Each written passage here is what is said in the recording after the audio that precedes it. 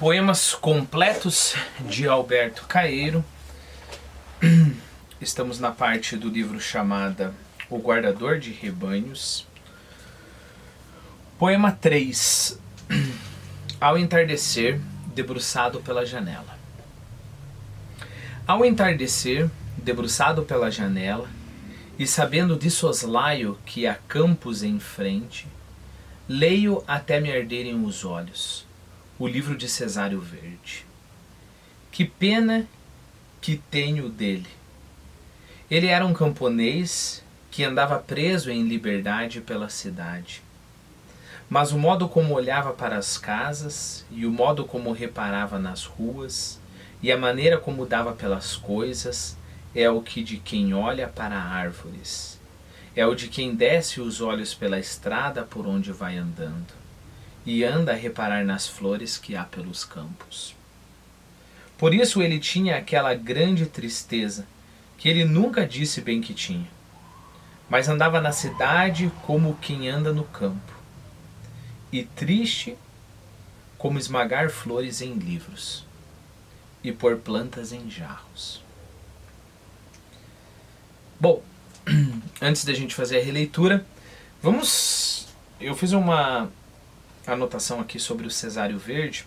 É claro que para a gente falar com propriedade, né, o certo é ler alguma coisa do Cesário Verde. Mas o tempo não é infinito, infelizmente. Então eu coloquei aqui. Cesário Verde foi um poeta que viveu de 1855 a 1886. Poeta português, pré-moderno e materialista, notável pela capacidade de captar as imagens cotidianas no campo e na cidade. É considerado o mestre de Fernando Pessoa e do Augusto dos Anjos, né? Bom, então vamos ter em mente o Cesário Verde, por enquanto, e vamos reler esse poema para ver se a gente encontra mais algo para falar aqui. Ao entardecer, debruçado pela janela, e sabendo de soslaio que há campos em frente. Repare, literalmente falando, de soslaio é de um modo oblíquo, de viés, né? Então, por exemplo, agora eu estou olhando diretamente para você. Eu posso olhar para você obliquamente, meu rosto está para cá e eu olho, né? Então, bom, tenha em mente a direção do olhar, mas eu posso de soslaio notar alguma coisa. Novamente, eu estou aqui falando com você. Acho que mulher tem mais capacidade disso do que homem, né? Mas eu estou aqui falando com você e de repente eu sei que tem alguma coisa acontecendo aqui, né? A gente vê aranha assim, né? Eu estou conversando com você aqui e de repente eu faço isso aqui porque de soslaio eu vi uma aranha passar. A minha atenção não estava direcionada à aranha, mas a minha atenção periférica, digamos assim, estava percebendo, né? Então, olha como que o nosso eu lírico, ele não está olhando, olha como ele sabe, né? Ele sabe de soslaio que há campos em frente, né? Então é como se os campos, é como se a natureza estivesse ali como background, né? Então a atenção dele está direcionada ao livro e de soslaio, na parte de trás do cérebro dele, vamos colocar assim, ele sabe que há campos em frente. Repare que o nosso eu lírico, o guardador de rebanhos, ele está numa situação privilegiada em relação ao Cesário Verde. Isso é o que ele fala aqui. Repare que o Cesário Verde teve que ficar olhando para a cidade, por isso que ele tinha essa tristeza, né? O nosso eu lírico não, né? Ele pode efetivamente estar no campo, né? Pelo menos é o que ele está falando. Ao entardecer, debruçado pela janela e sabendo de soslaio que há campos em frente, leio até me arderem os olhos o livro de Cesário Verde. Que pena que tenho dele. Ele era um camponês que andava preso em liberdade pela cidade. Mas o modo como olhava para as casas, e o modo como reparava nas ruas, e a maneira como dava pelas coisas, é o de quem olha para as árvores. É o de quem desce os olhos pela estrada por onde vai andando, e anda a reparar nas flores que há pelo campo.